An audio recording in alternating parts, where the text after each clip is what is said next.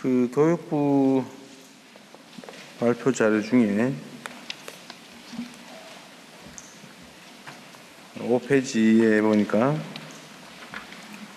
초중고 사교육 감소, 사교육 총액은 5.7%가 줄었다.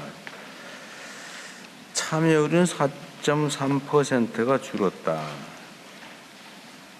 그렇게 돼 있네요. 사교육 총액이 줄은 건 학생 숫자가 줄어서 총액이 줄었던 것도 있겠죠? 5페이지.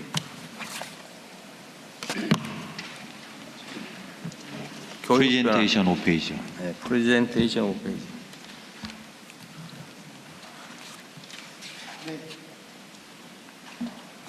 이게 총액이 5.7% 전년 대비 줄었고 사교육 참여율도 4.3%가 줄었다고 돼 있는데 네.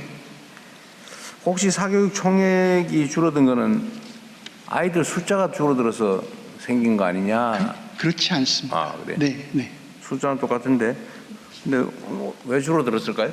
그 맨날 늘어난다고 다 계속 나뉘었잖아요. 늘어났었는데요. 네. 그러니까 올해 들어서 특히 그 사교육에서 유아나 초등학교 그 1, 2, 3학년 학생들이 돌봄의 필요에 따라서 가든 사교육 분야를 저희들이 적극적으로 지원하게 되면서 통합 돌봄을 줄어들었습니다. 확대하면서 네네. 어거지로 학원 보내던 게 줄었다. 뭐 네네, 이렇게 그런 것도 이해하면 됩니까? 크게 요인으로 보입니다. 네. 다행이네요. 그 다음에 하나는 지금 이제 과거에는 하여튼 점수로 1등부터 지금 학생 수가 응시 인원수가 연간 몇 명이나 됩니까? 학력고사 뭐 하여튼 이런 거 보는 수능 시험 말씀입니까? 약 45만 명 정도. 45만 명? 하여튼 이 45만 명을 1등부터 쭉 점수를 매겨가지고 하여튼 한 개 등수 차이 0.000 뭐 몇 점 이렇게 될 수도 있겠죠. 근데 이렇게 하는 거고 이제 등급제가 생겼잖아요. 1등급, 2등급, 3등급. 근데 같은 등급 안에는 점수 차가 있지만 같이 취급하는 거죠. 근데 이게 이제 그 전원을 등수를 다 매기는 거하고 등급을 매기는 거하고 이게 이제 등급을 매기면 입시 과열이 조금 줄어들 수 있는 거죠. 네, 그렇다고 보고 있습니다. 그 등급제를 도입한 취지는 원래 그런 건가요? 그 등수제로 안 하고 등급제를 도입한 이유는 뭐예요? 그 전체를 어디서 개인 40몇만을 등수로 하기는 아무래도 어려움이 있어서요.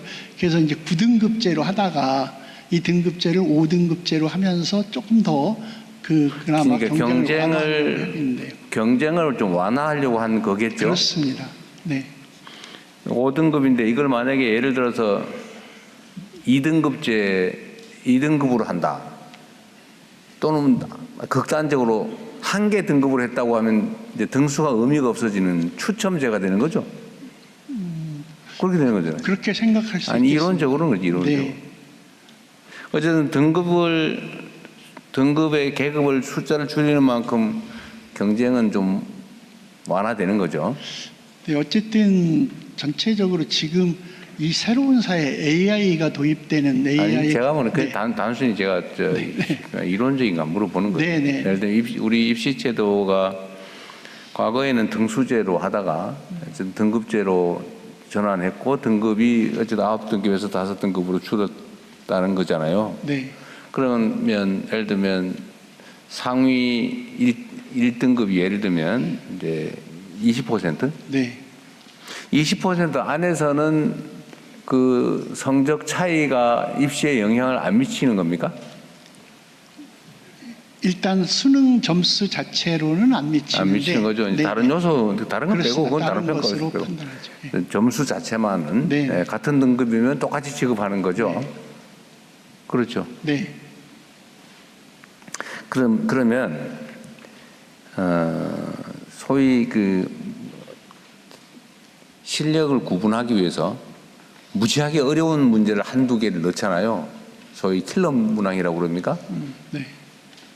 요즘도 이게 변별을 하기 위해서 어려운 문제를 넣죠, 시험에. 안 합니까? 교육 과정 안에서 낼 수 있도록 최대한 권장하고 있고 그런 의도적인 킬러 문항은 배제하는 것을 기본으로 하고 있습니다. 그러면 지금은 그 수능 시험에는 교과서 외에서는 안 나옵니까? 최대한 교육 과정에서 소화한 내용으로만 출제하도록 권장하고 있습니다. 예. 뭐 물론 이제 변형은 있겠죠. 예를 들어 똑같은 문제인데 네. 숫자를 바꾼다든지 그렇습니다. 이런 거 있을 텐데 이게 왜 물어보냐면 어쨌든 사교육 또는 선행학습 특히 이제 사교육 교과서에 안 나오는 문제가 어떤 게 나올지 모르니까 그거를 대비하기 위해서 어쨌든 아주 고득점을 하기 위해서 그런 거는 지금은 그러면 많이 없어진 거예요? 제가 좀 교과서에 안 나오는 거 시험 문제 대비하기 위해서 네, 사교육 받는 건 없어진 거예요? 제가 좀 답변 올리겠습니다. 그 오지선다 객관식 시험을 치고 있고요.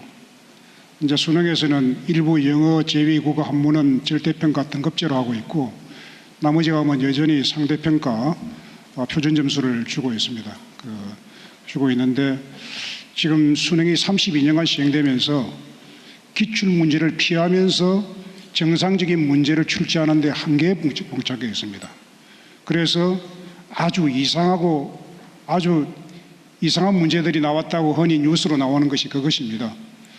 그래서 이제 이른바 상위권 변별력을 위해서 이른바 킬러 문항이라고 불리는 문제가 나오고 있고 완전히 해소됐다고 생각되지 않습니다. 현재 그래서 객관식 수능 시험을 계속할 것이냐의 문제는 깊이 한번 고민해 봐야 될 주제입니다. 근데 결국은 평가의 편의를 위해서 그러니까 오해받지 않고 평가 점수로 어쨌든 선별 기준, 변별력을 확보하려고 문제를 어렵게 내는 거잖아요. 네. 시험 문제 다 아니면 다 점수 네. 똑같아져 버릴 테니까. 네. 근데 그게 결국은 학생들을 위해서라기보다는 선발하는 측의 편의와 안전성을 위해서라고 보는 게 맞겠죠? 그런 측면이 있습니다. 그러니까 교육 당국이 이제 오해받지 않고 좀 확실하게 이제 칸을 치고 5등급이라도 어쨌든 나누고 이런 거를 하는데 혹시 의심을 받을까 해서 웬만하면 다 객관식으로 하고 그러다 보니까 사실은 굳이 안 배워도 될 거를 갖다가 특이한 것까지 막 다 모든 영역을 만약을 대비해서 다 공부하고 이 사회적 낭비를 초래하는 측면이 있는 거죠. 있습니다. 근데 이게 고민을 좀 해보자는 취지인데요. 지금은 학생들에게 과거에는 해답을 쓰는 능력을 주로 길러줬잖아요. 네. 뭐 이 닥치는 문제를 어떻게 풀 거냐. 근데 지금은 확실히 변했는데 질문만 하면 답은 사람보다도 뛰어난 사람보다도 프로그램이 훨씬 더 잘해주는 시대가 돼버렸잖아요. 네. 답하는 능력은 거의 의미가 없어지는 시대가 오고 있죠. 지금은 질문을 얼마나 잘할 것이냐. 특히 인공지능 좀 더 이제 나가서 앞으로 아마 일반 인공지능 뭐 이런 게 곧 현실이 될 텐데 답하는 능력을 그냥 일반 능력을 기르기 위해서 답하는 능력을 테스트하고 또 그 테스트에 맞춰서 답하는 능력을 죽으라고 키우고 그것도 주관적 답도 아니고 객관식으로 제시되는 것 중에서 고르는 이거 초보 컴퓨터가 해도 쉽게 할 일이잖아요. 그죠? 네, 맞습니다. 앞으로도 계속 이렇게 할 거예요. 그래서 지금 오지선다 객관식 문제를 앞으로도 계속 AI 시대의 미래를 살아갈 아이들에게 계속 할 것인가에 대해서는 굉장히 근본적인 문제제기. 이건 아이들을 사실은 망가뜨리는 거잖아요. 네, 그렇습니다. 어른들이 편하게 채점하고 분류하고 행정을 의심받지 않고 안전하게 하기 위해서 네. 아이들을 희생시키는 거잖아요. 네. 필요 없는 걸 가르치고 아들 규격화하고 지금 규격화된 인격체들은 별로 유효성이 없잖아요. 그죠? 네. 세상은 좀 독창적이고 창의적이고 좀 개성 있고 이런 사람을 원하지 똑같이 만들어진 사람을 결코 원하지 않단 말이에요. 똑같은 거는 인공지능이 이제 다 해치울 텐데 지금도 컴퓨터가 대부분 하고 있지만 인공지능은 더 할 거 아닙니까? 그런데 이런 세상에서 규격화된 사람을 키워내는 교육을 계속 하는 게 저는 교육을 하는 게 아니라 망치는 것 같거든요. 네. 너무 과격한 표현인지 모르겠는데 좀 어떠세요? 네, 지금 현재의 그 시험 체제는 고등교육에 들어가기 그 직전까지 오지선다형 객관식 문제를 무한 반복 풀이 훈련을 하고 있는 것입니다. 그래서 그것으로는 그 사고력이나 창의성을 기를 수가 없고요. 고등교육의 그 준비를 할 수도 없습니다. 그래서 이제 아이들이 고생을 해도 의미 있는 고생을 해야 되는데 그 문제 풀이를 고도한 어떤 패턴 익히기가 가장 최상위권 학생들이 잘하는 것이 문제의 패턴을 익혀서 빨리 푸는 것입니다. 그러니까 네, 그 초보 컴퓨터 되는 연습을 하고 있는 거예요. 그렇습니다. 그것은 그 학생들의 지적 능력을 그다지 확충하지도 못하고 사고력을 기르지도 못하고 창의성도 기르지도 못합니다. 이것을 지금 크게 가령 논술 서술형으로 적극적으로 도입해서 아이들이 오지선다에서는 남이 써놓은 정답을 고르는 것이 불과합니다. 그런데 이제 자기 손으로 자기가 정답을 쓰게 만들어야 됩니다. 예, 그래서 그것이 이제 논서술형 교육이고요. 그 수능에서부터 논서술형 그 평가 방식을 도입하면 학교도 적극적으로 공교육에서도 적극적으로 하고 해서 가장 중요한 것은 대입 제도를 좀 바꿈으로써 학교 교육을 바꿀 수가 있다. 교육 수업과 학생들의 학습 방향을 바꿀 수 있다는 것이 큰 그 전환이 되어야 된다고 생각을 하고 있습니다. 아니 그러니까 지금 이제 우리 교육위원장님 말씀도 일단 좀 진전된 것 같기는 한데 주관식으로 답을 쓰는 뭘 물어보면 거기다 답을 쓰는 그걸 지금 이제 다음 차선으로 하겠다는 건데 네. 이게 좀 무책임한 얘기인지 모르겠지만 아까도 얘기했잖아요. 누군가 물어보는 내주는 과제를 푸는 이거는 이제 컴퓨터 시키면 인공지능 시키면 된다니까요. 이제 뭐라고 질문할 것이냐, 뭐라고 구상할 것이냐, 세상에 없는 새로운 생각을 어떻게 표현할 것이냐 이런 거를 배워야 되는 거 아닌가요? 네, 질문하는 능력이 AI 시대에 가장 중요한데 질문하는 능력도 사고력과 창의성이 기본입니다.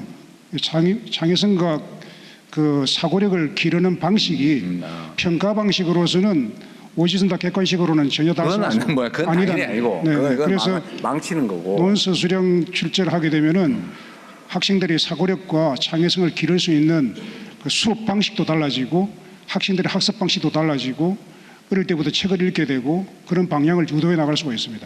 대통령께서 말씀하신 그런 문제의식에 기초해서 어쩌면 초등학교, 중학교 과정까지는 거의 수업 자체가 학생들이 어떤 것에 대해서 문제의식을 가지고 질문을 유도할 수 있도록 하고 그 질문에 대해서 함께 협력해서 그 문제 해결책을 찾아가도록 하는 방식으로 우리나라 교육의 수업 형식이 많이 진전이 됐습니다. 그렇지만 중3 이상 이렇게 되면 대학 입시라고 하는 큰 과제가 있어서 그것이 다시 고등학교 되면 원위치되는 상황이어서 대입 제도에 대한 어쨌든 변화는 필요하다. 그런데 워낙 예민한 문제여서 네. 어디까지 할 것인가 어떻게 할 것인가는 지금 국교위에서 중심이 돼서 대입 특위에서 논의를 하고 있는데 어쨌든 전 국민적으로 그 수의 과정을 거쳐서 단계적으로라도 어쨌든 변화해야 될 때가 왔다는 것은 거의 전체 국민이 동의하고 있다 이렇게 생각합니다. 그런데 어쨌든 이 입시제도라고 하는 게 이제 모든 교육의 방향을 정하는데 사실 딱 거기 맞추잖아요. 심지어 대학 안 갈 사람들도 거기에 맞춰서 공부를 당하고 있죠, 그죠? 그렇습니다. 근데 이 이제 입시제도라고 하는 게 워낙 예민하다 보니까 조금만 뭔가 건들면은 여기 이제 득보는 쪽, 소위 피해 본다고 생각되는 쪽이 엄청나게 예민하게 반응을 하니까 손대기가 너무 어렵죠. 네. 또 한 가지는 이게